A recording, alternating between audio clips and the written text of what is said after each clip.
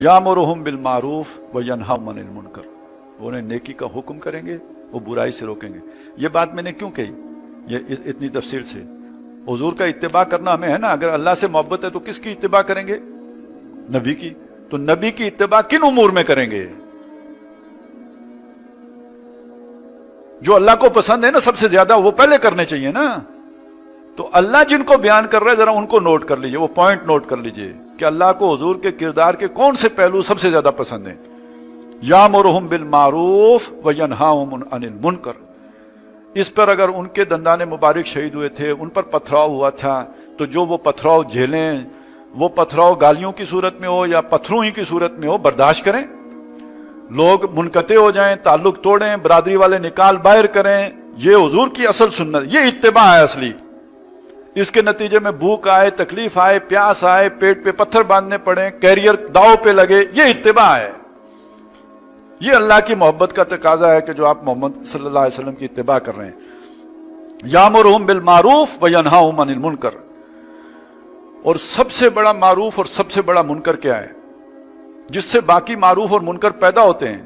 सबसे बड़ा मारूफ अमर बिल मारूफ इकामत दीन है, दीन को कायम करो। सबसे बड़ा मुनकर तागूत का गलबा है, जहां अल्लाह की बजाय अथॉरिटी किसी और के पास हो, उसको खत्म करो। बाकी सारे मुनकरात उस मुनकर से जन्म लेंगे और बाकी सारे मारूफात अल्लाह का दीन गालिब होगा तो उससे निकलेंगे। तो यामुरुहुम बिल मारूफ व यनहाहुम अनिल मुनकर व युहिल्लु लहुमुत तय्यिबात व युहर्रिमु अलैहिमुल खबाइस। वो उनके लिए तमाम पाकीज़ा चीजें हलाल करता है और तमाम खबीस चीजें जो इंसानों के लिए मजरत का बायस नुकसान दें वो हराम करते हैं। अब यहां इत्तिबा को कोई फर्क नहीं पड़ता, जो अल्लाह के नबी हराम करके गए हों उसे खींच तान कर हलाल किया जाए, इस्लामी बनाया जाए उसे। फिर भी बंदा बड़ा पहुंचा हुआ बुजुर्ग कहलाएगा। तो ये काम नहीं करते थे कि उसे जनाब कान को दूसरी तरफ से पकड़ें। जो हराम है, जो खबीस है, उसे हराम बनाएंगे और जो तैयब है उसे हलाल करेंगे। ये भी हुजूर का काम था। और आखिरी सुनिए, वह यज़अउ अन्हुम इसरहुम, उनके ऊपर से बोझ हटाते थे। इसर उस बोझ को कहते हैं जिसके नीचे बंदा दब के मर जाए, उठ ना सके जिस बोझ को लेकर। हमल वो बोझ है जिसे लेके आप चल सकें। इसर वो बोझ है जिसके नीचे दब जाएं। वो कौन से बोझ हैं? ये माशरे के रवाज, रसूमात। अब आप सुनते हैं ना, मरना भी मुश्किल हो गया। मरने के लिए भी खर्चा चाहिए ना, तो मजदूर मर गया तो कैसे दफनाएगा कोई? और शादी जरूरत है ना, सबकी जरूरत है, अमीरों की भी और गरीबों की भी। और उसके साथ जो रवाज आ गए हैं उसके नीचे इंसानियत दब गई या नहीं दब गई? जिसकी 3 बच्चियां वो दबा हुआ है या नहीं दबा हुआ है? यज़अउ अन्हुम इसरहुम, उनके ये बोझ हटाएंगे। और ये जो रियासतें आज हैं दुनिया में, जो कहते हैं मां जैसी, ये फुफ्फा कुटनी है, ये मां जैसी हैं, जो इतने टैक्स लगा देती हैं कि बंदा उसके नीचे दब के रह जाता है। आप अंदाजा लगाएं, इस दौर में एक मजदूर सारा दिन काम करके 9 घंटे 8 घंटे 800 या 900 रुपया दिहाड़ी लेके गया और उसने जाके माचिस की डिबिया खरीदी, उस पर भी टैक्स दिया। और उस टैक्स से बाद चले, माचिस की डिबिया पे कितना आपको थोड़ा ही लगेगा, लेकिन ये कतरा कतरा जमा होकर जो दरिया बनेगा तो कोई डीसी एसी या याशी करता नजर आएगा ना आपको। ये निजाम है आपका। तो बाकी जिनका नाम नहीं लिया जा सकता वो तो आप खुद समझ लें, जिसका लिया जा सकता है वो मैंने ले लिया। लेकिन ये सोचें कि उनके पास ये दौलत आती कहां से है? ये इन गरीबों का खून निचोड़ के आती है। तो ये बोझ हटाए हैं लोगों के ऊपर से मोहम्मद रसूलुल्लाह ने सल्लल्लाहु अलैहि वसल्लम। और ये अल्लाह को ये बात बहुत पसंद है।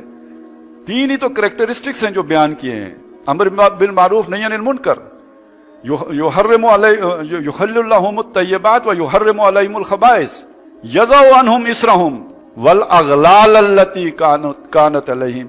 वो तोक जो उनकी गर्दनों में, वो पीरों की सूरत में हो, सियासतदानों लीडरों की सूरत में हो, वो कोई और जक्कड़बंदियों की सूरत में हो, या ये कि जो उनको शैतान ने मुज़य्यन करके कैरियर के नाम पर जो फंदे उनमें फंसा लिया हो, ये सारे तोड़ के मोहम्मद रसूलुल्लाह ने नौ इंसानी को आज़ाद किया है। ये सबसे बड़ी खिदमत है अल्लाह की निगाह में मोहम्मद रसूलुल्लाह की। तो इत्तिबा का मतलब यह है कि फिर ये कीजिए। तो फल्लज़ीना आमनू बिही, तो जो उस रसूल नबी उम्मी पर ईमान लाएंगे, व अज़्ज़रूहु, اور ان کی توقیر کریں گے, ان کی تعظیم کریں گے, ان کا ادب و احترام ملوز رکھیں گے. وہ نصروہ, یہ کام اکیلا نہیں ہو سکتا. آپ وہ بوجھ ہٹا دیں, آپ لوگوں کے توق کھول دیں, آپ جو حرام کو ختم کر دیں اور حلال کو جاری کر دیں, اس کے لیے نصرت چاہیے. آپ امر بالمعروف دین قائم کریں, آپ نہیں عن المنکر باطل کا بھیجا نکال دیں, اس کے لیے نصرت چاہیے, اس کے لیے ساتھی چاہیے, اس کے لیے مددگار چاہیے. تو جس نے اس رسول نبی امی کی اتباع اختیار کی, اس نے اس کی مدد بھی کرنی ہے.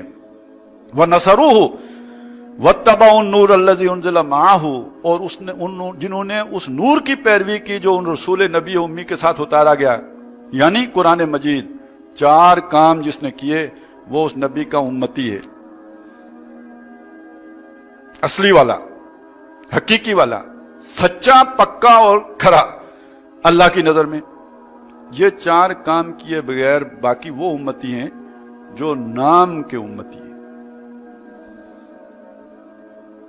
اور ان کے بارے میں سخت خطرہ ہے کہ وہ یہ سمجھ رہے ہوں گے کہ ہم امتی ہیں, اور جب آخرت میں حضور کی طرف بڑھیں گے تو فرشتے انہیں روک دیں گے, اور حضور کہیں گے میرے امتیوں کو میری طرف آنے دو, تو فرشتے کہیں گے نہیں, ان کے اور کام تھے, اے نبی یہ آپ کے سنتوں پہ چلنے والے تو تھے نہیں. تو آپ نے اگر سچا امتی بننا ہے تو یہ کم از کم ہے. یہ پورا کرنے کے بعد پھر سائز آئے گا داڑھی کا, پھر مسئلہ اٹھے گا آپ نے کالر رکھا ہے یا نہیں رکھا, آستینوں کون سی رکھی ہیں, اور یہ کہ آپ نے پانچے کہاں پہ رکھے ہیں, اور آپ سرما ڈالتے ہیں یا نہیں ڈالتے ہیں, اور آپ امامہ باندھتے ہیں یا نہیں باندھتے ہیں. یہ بالکل ایسی بات ہے, یہ بلڈنگ آپ نے کھڑی کی ہے تو ٹائلوں کا مسئلہ, رنگ کا مسئلہ, فنیشنگ کا مسئلہ اسٹرکچر کھڑا کرنے کے بعد آئے گا. اسٹرکچر یہ ہے, یہ کھڑا کیے بغیر آپ ٹرکوں کے ٹرک ٹائلیں لے آئیں, تہجد جمع کر لیں, یہ اسٹرکچر ہی نہیں ہے تو لگائیں گے کہاں؟ یہ زیب و آرائش کا سامان کدھر لگے گا؟